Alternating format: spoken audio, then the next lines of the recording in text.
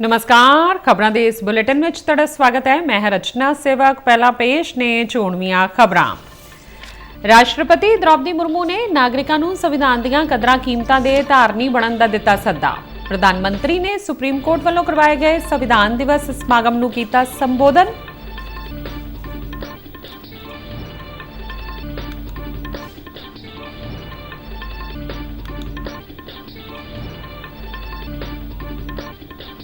संविधान दिवस मौके समुचे देश विच करवाए गए विशेष समागम।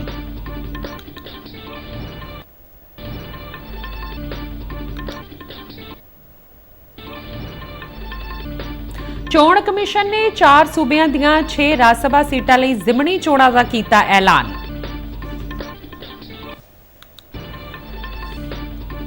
केंद्रीय मंत्रिमंडल वल्लों मंजूर किए गए कौमी कुदरती मिशन दा किसानां ने कीता स्वागत।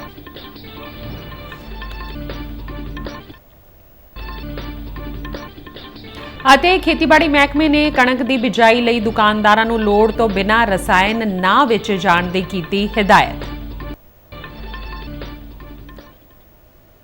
ਤੇ ਹੁਣ ਖਬਰਾਂ ਵਿਸਥਾਰ ਨਾਲ।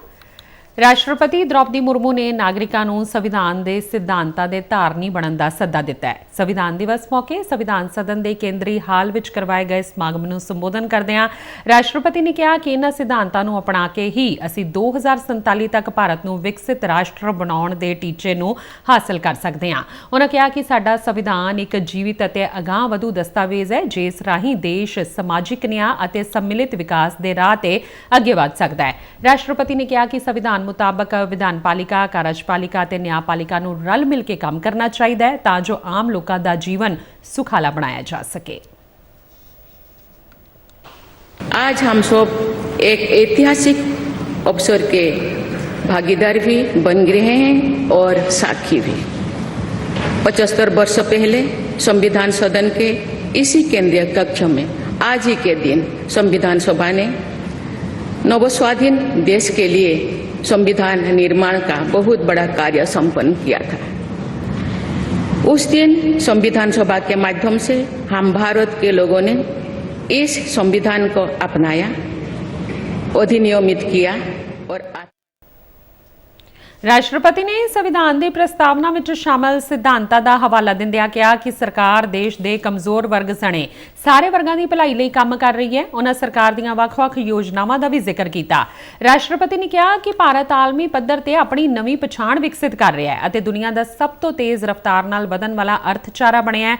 उन्होंने संविधान के निर्माण विच बाबा साहेब भीमराव अंबेडकर के योगदान की शलाघा की। इसका सौभाग्य है कि संविधान सभा के अध्यक्ष डॉक्टर राजेंद्र प्रसाद ने तथा प्रारूप समिति के अध्यक्ष डॉक्टर बाबा साहेब अम्बेडकर ने संविधान निर्माण की यात्रा का मार्गदर्शन किया। बाबा साहेब अम्बेडकर ने प्रगतिशील और समावेशी सोच की छाप हमारे संविधान पर अंकित किया है। उपराष्ट्रपति जगदीप धनखड़ ने समागम नूं संबोधन करदिआं आज़ादी तो बाद देश के इतिहास विच इस दिहाड़े नूं मील पत्थर करार दिता। उन्होंने कहा कि संविधान दीआं केंद्री कदरां कीमतां ते सानूं अमल करदे रहना चाहिए। Since Bharat adopted its constitution for the world's largest and most dynamic democracy, our nation thrives with remarkable economic growth, robust infrastructure, widespread digital adoption, all getting international recognition and accolades. संविधान दिवस समागम नूं लोक सभा speaker Om Birla ने भी संबोधन किया। उन्होंने कहा कि अज दा भारतीय संविधान नागरिकां दे बलिदान अते ताकत सदका मिलिया है अते देश विच समाजिक अते आर्थिक बदलाव दी चालक शक्ति है। हमारे मनीषियों की वर्षों की तप, त्याग, विद्वता, सामर्थ्य और क्षमता का परिणाम है। इसी केंद्रीय कक्ष में लगभग 3 वर्षों के कठिन परिश्रम के बाद उन्होंने देश की भौगोलिक और सामाजिक विविधताओं को एक सूत्र में बांधने वाला संविधान बनाया। संविधान सभा में अलग अलग विचारधारा के लोग सदस्य थे, इसके बावजूद भी उन्होंने ਇਸ ਮੌਕੇ ਰਾਸ਼ਟਰਪਤੀ ਵੱਲੋਂ ਸੰਵਿਧਾਨ ਨੂੰ ਅਪਣਾਏ ਜਾਣ ਦੀ 75ਵੀਂ ਵਰ੍ਹੇਗੰਢ ਸੰਬੰਧੀ ਇੱਕ ਯਾਦਗਾਰੀ ਸਿੱਕਾ ਤੇ ਡਾਕ ਟਿਕਟ ਜਾਰੀ ਕੀਤੀ ਗਈ। ਉਹਨਾਂ ਸੰਵਿਧਾਨ ਦੇ ਨਿਰਮਾਣ ਅਤੇ ਇਸ ਦੇ ਬੁਨਿਆਦੀ ਸਿਧਾਂਤਾਂ ਬਾਰੇ 2 ਕਿਤਾਬਾਂ ਦੀ ਘੁੰਡ ਚੁਕਾਈ ਵੀ ਕੀਤੀ। ਰਾਸ਼ਟਰਪਤੀ ਵੱਲੋਂ ਸੰਸਕ੍ਰਿਤ ਅਤੇ ਮੈਤਰੀ ਭਾਸ਼ਾ ਵਿੱਚ ਸੰਵਿਧਾਨ ਜਾਰੀ ਕੀਤਾ ਗਿਆ। ਇਸ ਮੌਕੇ ਪ੍ਰਧਾਨ ਮੰਤਰੀ ਨਰਿੰਦਰ ਮੋਦੀ, ਕਈ ਕੇਂਦਰੀ ਮੰਤਰੀ, ਲੋਕ ਸਭਾ ਤੇ ਰਾਜ ਸਭਾ ਵਿੱਚ ਵਿਰੋਧੀ ਧਿਰ ਦੇ ਆਗੂ ਅਤੇ ਸੰਸਦ ਮੈਂਬਰ ਸ਼ਾਮਲ ਹੋਏ। ਪ੍ਰਧਾਨ ਮੰਤਰੀ ਨਰਿੰਦਰ ਮੋਦੀ ਨੇ ਸੁਪਰੀਮ ਕੋਰਟ ਵੱਲੋਂ ਸੰਵਿਧਾਨ ਦਿਵਸ ਸੰਬੰਧੀ ਕਰਵਾਏ ਗਏ ਸਮਾਗਮ ਵਿੱਚ ਸ਼ਿਰਕਤ ਕੀਤੀ। ਸਮਾਗਮ ਨੂੰ ਸੰਬੋਧਨ ਕਰਦਿਆਂ ਪ੍ਰਧਾਨ ਮੰਤਰੀ ਨੇ ਦੇਸ਼ ਵਾਸੀਆਂ ਨੂੰ ਇਸ ਦਿਹਾੜੇ ਦੀਆਂ ਸ਼ੁਭ ਕਾਮਨਾਵਾਂ ਦਿੱਤੀਆਂ। ਇਸ ਮੌਕੇ ਉਹਨਾਂ 26/11 ਦੇ ਅੱਤਵਾਦੀ ਹਮਲੇ ਵਿੱਚ ਜਾਨਾਂ ਗਵਾਉਣ ਵਾਲੇ ਲੋਕਾਂ ਨੂੰ ਯਾਦ ਵੀ ਕੀਤਾ। लोकतंत्र के इस महत्वपूर्ण पर्व का जब स्मरण कर रहे उस समय ये भी नहीं भूल सकते कि आज मुंबई में हुए आतंकी हमले की भी बरसी है। इस हमले में जिन व्यक्तियों का निधन हुआ उन्हें मैं अपनी श्रद्धांजलि देता हूं। मैं देश का ये संकल्प भी दोहराता हूं कि भारत की सुरक्षा को चुनौती देने वाले हर आतंकी संगठन को मुंह तोड़ जवाब दिया जाएगा।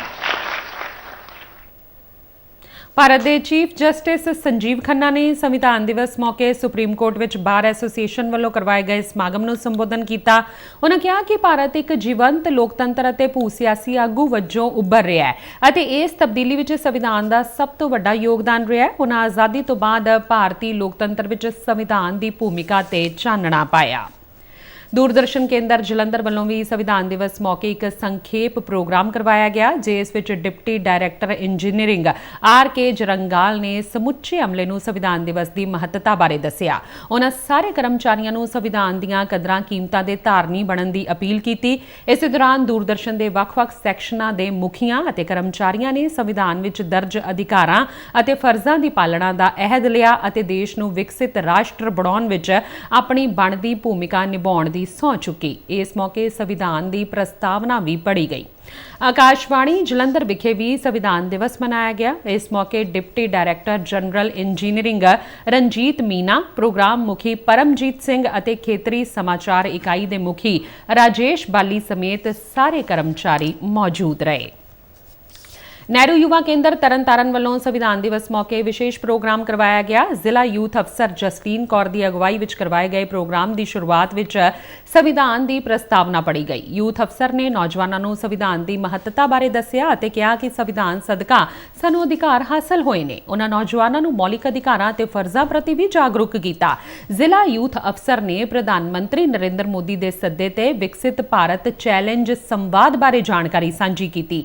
ਨਹਿਰੂ ਯੁਵਾ ਕੇਂਦਰ ਅੰਮ੍ਰਿਤਸਰ ਵੱਲੋਂ ਸਰਕਾਰੀ ITI ਲੋਪੋਕੇ ਚੋਗਾਵਾਂ ਵਿਖੇ ਸੰਵਿਧਾਨ ਦਿਵਸ ਸੰਬੰਧੀ ਸਮਾਗਮ ਕਰਵਾਇਆ ਗਿਆ। ਜ਼ਿਲ੍ਹਾ ਯੂਥ ਅਫਸਰ ਆਕਾਂਕਸ਼ਾ ਮਹਾਵਰੀਆ ਦੀ ਅਗਵਾਈ ਵਿੱਚ ਕਰਵਾਏ ਗਏ ਪ੍ਰੋਗਰਾਮ ਦੀ ਸ਼ੁਰੂਆਤ ਸ਼ਮਾ ਰੌਸ਼ਨ ਕਰਕੇ ਕੀਤੀ ਗਈ। ਇਸ ਮੌਕੇ ਨੌਜਵਾਨਾਂ ਨੂੰ ਸੰਵਿਧਾਨ ਵਿੱਚ ਦਰਜ ਮੌਲਿਕ ਅਧਿਕਾਰਾਂ ਅਤੇ ਫਰਜ਼ਾਂ ਬਾਰੇ ਜਾਗਰੂਕ ਕੀਤਾ ਗਿਆ। ਪ੍ਰੋਗਰਾਮ ਦੌਰਾਨ ਚਿੱਤਰਕਾਰੀ ਮੁਕਾਬਲੇ ਅਤੇ ਭਾਸ਼ਣ ਮੁਕਾਬਲੇ ਕਰਵਾਏ ਗਏ। ਕਾਂਗਰਸ ਨੇ ਭਾਰਤੀ ਸੰਵਿਧਾਨ ਦੇ 75 ਵਰ੍ਹਿਆਂ ਨੂੰ ਸਮਰਪਿਤ ਸੰਸਦ ਵਿੱਚ ਵਿਸ਼ੇਸ਼ ਚਰਚਾ ਕਰਵਾਏ ਜਾਣ ਦੀ ਮੰਗ ਕੀਤੀ ਹੈ। ਕਾਂਗਰਸ ਦੇ ਕੌਮੀ ਪ੍ਰਧਾਨ ਮਲਿਕਾਰਜੁਨ ਖੜਗੇ ਨੇ ਸੰਸਦ ਭਵਨ ਦੇ ਬਾਹਰ ਪੱਤਰਕਾਰਾਂ ਨਾਲ ਗੱਲਬਾਤ ਕਰਦਿਆਂ ਕਿਹਾ ਕਿ ਇਸ ਬਾਰੇ ਰਾਜ ਸਭਾ ਦੇ ਚੇਅਰਮੈਨ ਨੂੰ ਵਿਸ਼ੇਸ਼ ਤੌਰ ਤੇ ਬੇਨਤੀ ਕੀਤੀ ਗਈ ਹੈ। ਉਹਨਾਂ ਕਿਹਾ ਕਿ ਸੰਵਿਧਾਨ ਅਤੇ ਇਸ ਦੀ ਮਹੱਤਤਾ ਤੇ ਚਰਚਾ ਨੂੰ 2 ਦਿਨ ਦਿੱਤੇ ਜਾਣੇ ਚਾਹੀਦੇ ਨੇ। ਚੋਣ ਕਮਿਸ਼ਨ ਨੇ 6 ਰਾਜ ਸਭਾ ਸੀਟਾਂ ਲਈ ਜ਼ਿਮਣੀ ਚੋਣਾਂ ਦਾ ਐਲਾਨ ਕਰ ਦਿੱਤਾ ਹੈ। ਇਹਨਾਂ ਸੀਟਾਂ ਵਿੱਚ ਆਂਧਰ ਪ੍ਰਦੇਸ਼ ਦੀਆਂ 3, ਉੜੀਸਾ, ਪੱਛਮੀ ਬੰਗਾਲ ਅਤੇ ਹਰਿਆਣਾ ਦੀਆਂ 1-1 ਸੀਟਾਂ ਸ਼ਾਮਲ ਨੇ। ਜ਼ਿਮਣੀ ਚੋਣਾਂ ਸੰਬੰਧੀ ਨੋਟੀਫਿਕੇਸ਼ਨ 3 ਦਸੰਬਰ ਨੂੰ ਜਾਰੀ ਕੀਤਾ ਜਾਵੇਗਾ ਅਤੇ ਨਾਮਜ਼ਦਗੀਆਂ 10 ਦਸੰਬਰ ਤੱਕ ਭਰੀਆਂ ਜਾ ਸਕਣਗੀਆਂ। VOTING ਅਤੇ ਗਿਣਤੀ ਦਾ ਅਮਲ 20 ਦਸੰਬਰ ਨੂੰ ਹੋਵੇਗਾ। ਰਾਜ ਸਭਾ ਦੀਆਂ ਇਹ ਸੀਟਾਂ ਅਸਤੀਫਿਆਂ ਤੋਂ ਬਾਅਦ ਖਾਲੀ ਹੋ ਗਈਆਂ ਨੇ। ਕੇਂਦਰੀ ਮੰਤਰੀ ਮੰਡਲ ਵੱਲੋਂ ਕੌਮੀ ਕੁਦਰਤੀ ਖੇਤੀ ਮਿਸ਼ਨ ਨੂੰ ਦਿੱਤੀ ਗਈ ਹਰੀ ਝੰਡੀ ਨਾਲ ਦੇਸ਼ ਵਿੱਚ ਖੇਤੀ ਦੀ ਨੁਹਾਰ ਬਦਲਣ ਜਾ ਰਹੀ ਹੈ। ਇਹ ਮਿਸ਼ਨ ਭੌਂ ਅਤੇ ਮਨੁੱਖੀ ਸਿਹਤ ਦੀ ਬਿਹਤਰੀ ਲਈ ਇੱਕ ਫੈਸਲਾਕੁਨ ਕਦਮ ਸਾਬਤ ਹੋਵੇਗਾ। ਪ੍ਰਧਾਨ ਮੰਤਰੀ ਨਰਿੰਦਰ ਮੋਦੀ ਵੀ ਇਸ ਮਿਸ਼ਨ ਨੂੰ ਖੇਤੀਬਾੜੀ ਦੇ ਭਵਿੱਖ ਲਈ ਸਮੇਂ ਦੀ ਲੋੜ ਦੱਸ ਰਹੇ ਨੇ। 2481 ਕਰੋੜ ਦੀ ਲਾਗਤ ਵਾਲੇ ਇਸ ਮਿਸ਼ਨ ਦਾ ਟੀਚਾ 1 ਕਰੋੜ ਤੋਂ ਵੱਧ ਕਿਸਾਨਾਂ ਨੂੰ ਕੁਦਰਤੀ ਖੇਤੀ ਕਰਨ ਲਈ ਹੱਲਾਸ਼ੇਰੀ ਦੇਣਾ ਹੈ। ਪੰਜਾਬ ਦੇ ਕਿਸਾਨਾਂ ਨੇ ਕੇਂਦਰੀ ਮੰਤਰੀ ਮੰਡਲ ਦੇ ਕੁਦਰਤੀ ਖੇਤੀ ਮਿਸ਼ਨ ਸੰਬੰਧੀ ਫੈਸਲੇ ਨੂੰ ਜੀਆਂ ਆਖਿਆ ਹੈ। ਕਿਸਾਨਾਂ ਦਾ ਮੰਨਣਾ ਹੈ ਕਿ ਕੁਦਰਤੀ ਖੇਤੀ ਅਪਣਾਉਣ ਨਾਲ ਲਾਗਤ ਘਟੇਗੀ ਅਤੇ ਭੌਂ ਬਣਤਰ ਵਿੱਚ ਸੁਧਾਰ ਹੋਵੇਗਾ। सरकार ने 2481 करोड़ रुपया कुदरती आर्थिक खेती वास्ते दिते हैं, जो कि मैं केंद्र सरकार का बहुत बहुत धन्नवाद करता हाँ।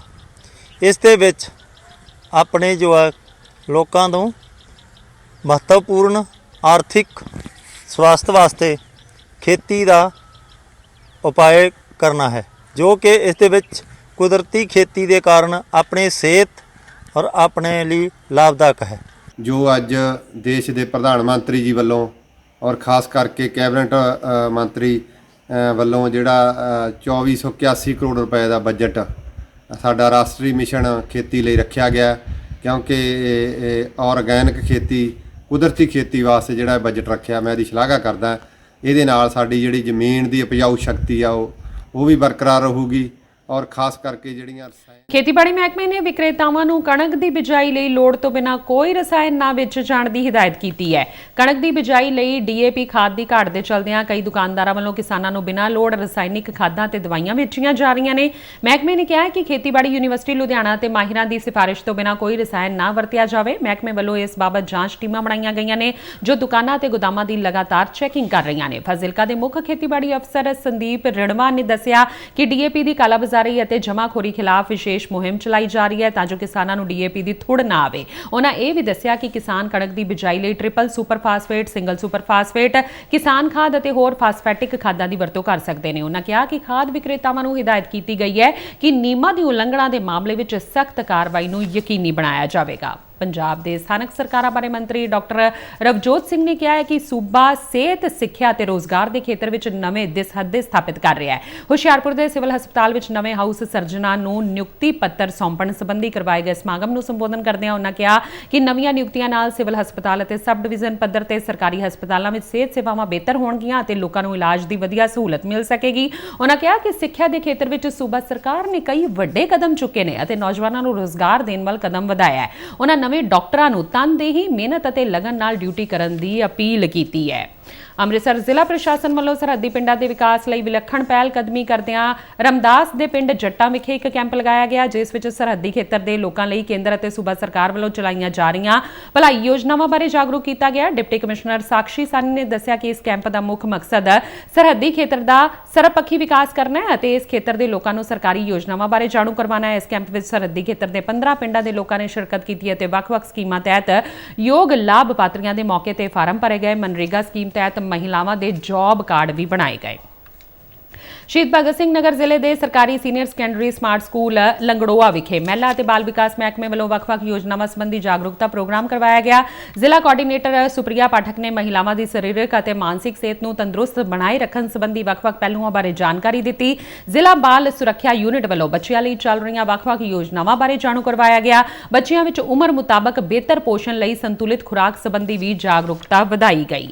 मलेरकोटला जिले में स्वच्छ भारत मिशन ग्रामीण के दूजे गेड़ तहत ਵੱਖ-ਵੱਖ ਸਕੀਮਾਂ ਦੇ ਚੱਲ ਰਹੇ ਕਾਰਜਾਂ ਦੇ ਜਾਇਜ਼ੇ ਨੂੰ ਲੈ ਕੇ ਅਹਿਮ ਬੈਠਕ ਹੋਈ। ਸਹਾਇਕ ਕਮਿਸ਼ਨਰ ਗੁਰਮੀਤ ਕੁਮਾਰ ਬਾਂਸਲ ਦੀ ਅਗਵਾਈ ਵਿੱਚ ਹੋਈ ਬੈਠਕ ਦੌਰਾਨ ਜਲ ਸਪਲਾਈ ਤੇ ਸੈਨੀਟੇਸ਼ਨ ਮਹਿਕਮੇ ਦੇ ਸੀਨੀਅਰ ਅਧਿਕਾਰੀਆਂ ਵੱਲੋਂ ਤਕਰੀਬਨ 6.5 ਕਰੋੜ ਰੁਪਏ ਦੇ ਉਲੀਕੇ ਗਏ ਵੱਖ-ਵੱਖ ਪ੍ਰੋਜੈਕਟਾਂ ਬਾਰੇ ਜਾਣਕਾਰੀ ਦਿੱਤੀ ਗਈ। ਸਹਾਇਕ ਕਮਿਸ਼ਨਰ ਨੇ ਜਲ ਸਪਲਾਈ ਅਤੇ ਸੈਨੀਟੇਸ਼ਨ, ਪੇਂਡੂ ਵਿਕਾਸ ਮਹਿਕਮੇ ਅਤੇ ਪੰਚਾਇਤੀ ਮਹਿਕਮੇ ਦੇ ਅਧਿਕਾਰੀਆਂ ਨੂੰ ਸਮਾਬੱਧ ਢੰਗ ਨਾਲ ਪ੍ਰੋਜੈਕਟ ਮੁਕੰਮਲ ਕਰਨ ਦੀ ਹਿਦਾਇਤ ਕੀਤੀ। ਉਹਨਾਂ ਕਿਹਾ ਕਿ ਪ੍ਰੋਜੈਕਟ ਪੂਰੇ ਹੋਣ ਨਾਲ ਜ਼ਿਲ੍ਹੇ ਦੇ ਕਈ ਪਿੰਡਾਂ ਨੂੰ ODF+ ਐਲਾਨਿਆ ਜਾਵੇਗਾ। ਸਵੱਛ ਭਾਰਤ ਮਿਸ਼ਨ ਤਹਿਤ ਜ਼ਿਲ੍ਹੇ ਦੇ 62 ਪਿੰਡਾਂ ਵਿੱਚ ਕਮਿਊਨਿਟੀ ਸੈਨੀਟਰੀ ਕੰਪਲੈਕਸ ਬਣਾਏ ਜਾ ਰਹੇ ਨੇ ਅਤੇ ਕੂੜਾ ਪ੍ਰਬੰਧਨ ਲਈ ਕਈ ਪਿੰਡਾਂ ਵਿੱਚ ਪਿੱਟਾਂ ਦਾ ਨਿਰਮਾਣ ਕੀਤਾ ਗਿਆ ਹੈ। ਨਾਭਾ ਵਿੱਚ ਇੱਕ ਪਰਿਵਾਰ ਦੇ ਜੀਆਂ ਵਿੱਚ ਡ੍ਰੌਪਸੀ ਰੋਗ ਦੇ ਕਾਰਨਾਂ ਦਾ ਪਤਾ ਲਗਾਉਣ ਲਈ ਪਟਿਆਲਾ ਦੇ deputy commissioner doctor Preeti Yadav ਵੱਲੋਂ ਇੱਕ ਕਮੇਟੀ ਗਠਿਤ ਕੀਤੀ ਗਈ ਹੈ। ਇਸ 5 ਮੈਂਬਰੀ ਜਾਂਚ ਕਮੇਟੀ ਦੀ ਅਗਵਾਈ ਨਾਭਾ ਦੇ ਐਸਡੀਐਮ ਨੂੰ ਸੌਂਪੀ ਗਈ ਹੈ। ਇਸ ਤੋਂ ਇਲਾਵਾ ਕਮੇਟੀ ਵਿੱਚ 2 ਮੈਡੀਕਲ ਅਧਿਕਾਰੀਆਂ ਅਤੇ ਸਹਿਕਾਰੀ ਸਭਾਵਾਂ ਦੇ ਡਿਪਟੀ ਰਜਿਸਟਰਾਰ ਨੂੰ ਸ਼ਾਮਲ ਕੀਤਾ ਗਿਆ ਹੈ। ਡਿਪਟੀ ਕਮਿਸ਼ਨਰ ਨੇ ਕਮੇਟੀ ਨੂੰ ਆਪਣੀ ਰਿਪੋਰਟ 7 ਦਿਨਾਂ ਵਿੱਚ ਭੇਜਣ ਦੀ ਹਦਾਇਤ ਕੀਤੀ ਹੈ। ਰਿਪੋਰਟ ਦੇ ਆਧਾਰ ਤੇ ਅਗਲੇਰੀ ਕਾਰਵਾਈ ਕੀਤੀ ਜਾਵੇਗੀ। ਚੰਡੀਗੜ੍ਹ ਦੇ ਸੈਕਟਰ 26 ਵਿੱਚ ਸਥਿਤ ਨਾਈਟ ਕਲੱਬ ਦੇ ਬਾਹਰ ਅੱਜ ਤੜਕਸਾਰ 2 ਧਮਾਕੇ ਹੋਏ। ਸੂਤਰਾਂ ਮੁਤਾਬਕ ਇਸ ਹਮਲੇ ਵਿੱਚ ਕਿਸੇ ਵੀ ਜਾਨੀ ਨੁਕਸਾਨ ਦੀ ਕੋਈ ਸੂਚਨਾ ਨਹੀਂ ਹੈ। ਫੋਰੈਂਸਿਕ ਟੀਮਾਂ ਧਮਾਕਿਆਂ ਦੀ ਜਾਂਚ ਕਰ ਰਹੀਆਂ ਨੇ। ਦੱਸਿਆ ਜਾ ਰਿਹਾ ਹੈ ਕਿ 2 ਮੋਟਰਸਾਈਕਲ ਸਵਾਰਾਂ ਨੇ ਨਾਈਟ ਕਲੱਬ ਦੇ ਬਾਹਰ ਬੰਬ ਸੁੱਟੇ ਤੇ ਮੌਕੇ ਤੋਂ ਫਰਾਰ ਹੋ ਗਏ। ਧਮਾਕੇ ਕਾਰਨ ਨਾਈਟ ਕਲੱਬ ਦੇ ਸ਼ੀਸ਼ੇ ਟੁੱਟ ਗਏ। ਪੁਲਿਸ ਵੱਲੋਂ ਇਲਾਕੇ ਦੀ ਘੇਰਾਬੰਦੀ ਕੀਤੀ ਗਈ ਹੈ। ਖਬਰਾਂ ਦੇ ਬੁਲੇਟਿਨ ਸਾਡੇ ਦਰਸ਼ਕ RNUDDK ਜਲੰਧਰ ਦੇ YouTube ਚੈਨਲ, Facebook ਪੇਜ ਅਤੇ ਸੋਸ਼ਲ ਮੀਡੀਆ ਪਲੇਟਫਾਰਮ X ਤੇ ਵੀ ਦੇਖ ਸਕਦੇ ਨੇ। ਤੇ ਇਸ ਦੇ ਨਾਲ ਹੀ ਖਬਰਾਂ ਦਾ ਇਹ ਬੁਲੇਟਿਨ ਖਤਮ ਹੁੰਦਾ ਹੈ। ਇਜਾਜ਼ਤ ਦਿਓ, ਨਮਸਕਾਰ।